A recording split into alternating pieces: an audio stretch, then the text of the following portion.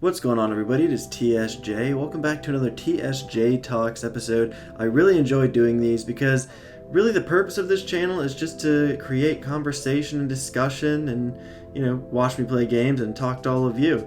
And so the discussion today is on modding on games, particularly the Total War franchise. I'm going to use the Total War franchise as the example for a lot of the pros and cons that I say today about modding.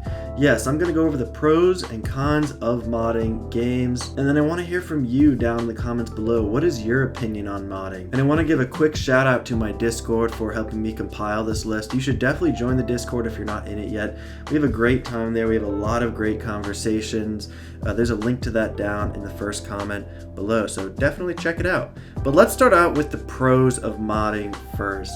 So if you don't know too much about modding, essentially when you mod a game, you are modifying, changing it, or adding on to a game. Essentially, that is the very abridged version of a mod. There's a lot of pros to mods, there's a lot of cons to mods, and we're going to discuss the pros first. So the biggest reason I enjoy mods, because I will be honest with you, disclaimer right off the bat, I'm a mod snob. I can play a vanilla game, but after I mod it, I'm telling you, I cannot go back to vanilla. I don't know what it is.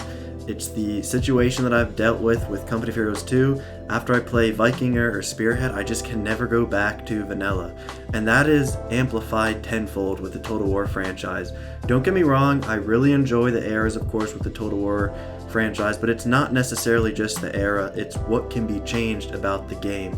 For example, the Third Age mod for Medieval 2 adds additional content. Not just additional content, it overhauls. Some mods are called overhaul mods, as in they completely overhaul the game, and that's what the Third Age mod does for Medieval 2. It changes Medieval 2 Total War to take place in the Lord of the Rings universe, and all of that extra content really gives more reason to play it, essentially. Now that being said, Medieval 2 is an amazing game on its own, but a large reason that the fan base is still playing it is because of the mod. And not just the Third Age, but you have other mods like Stainless Steel. So overall, when I say there's more reasons to play with mods, it's because the mods add more content or completely overhaul the game itself. Which leads to my second reason of why mods are pros for video games. It's because they sustain the player base. Kind of tying into the Third Age mod for Medieval 2, which is a reason why a lot of people still play Medieval 2 Total War. But not just that, you also have Empire Total War, which has the American Revolutionary War mod, Napoleon Total War, which has been modded to take place during World War I, and of course you have most recently Medieval Kingdoms 1212 AD for Total War Attila, which is pretty much Medieval 3, what everybody's been waiting for a decade. All of these mods do a few things. They keep players engaged, and they keep the community who make the mods engaged with these games. And of course, all of these mods are super fun. If you're not big on modding your games, I definitely recommend at least trying them out. A big part of this channel is of course install videos, so if you would like to see a mod install video that I have not done yet, please let me know, or if there's been a mod that's been updated and I haven't done so yet, just let me know. On to the third point though, sometimes modding games can actually fix errors in the vanilla, or when I say vanilla, I mean the base game that has not been modded. Can you believe that? There are actually developers, Creative Assembly, who have put out games that are super buggy, such as Empire Total War, and then the modding community actually makes the game more stable. I cannot think of a better example than Darth Mod Empire. This mod made the game not only so much better in terms of AI gameplay, but so much more stable. It's pretty disappointing because Empire Total War is a very popular game among the Total War community just because of the scale of it, and of course because you have firearms and there are not many Total Wars like that. So those are the pros of modding games. Now let's look at some of the cons of modding games. For one, they can actually break the game. I know this might seem a little strange because I just talked about how one of the pros of modding games can actually be improved stability, but at the same time, mods can also break the vanilla games completely to the point where you'll have to uninstall the entire game and then reinstall it, which is fine for some people, but other people who have some slow internet, if they're using Steam, might find this pretty obnoxious. One example I can think about is Stainless Steel for Medieval 2.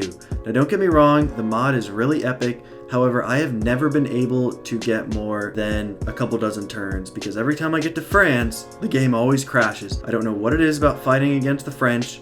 The French just hate me. There, I've said it. This can also be an issue if you're not very adept at modding in general. I know my install videos are very helpful to a lot of people. However, if you're not the best at modding, this is nothing against you or anything like that. It's just sometimes one wrong mistake, one wrong file placement can really ruin the game, and then again, you'll have to uninstall it.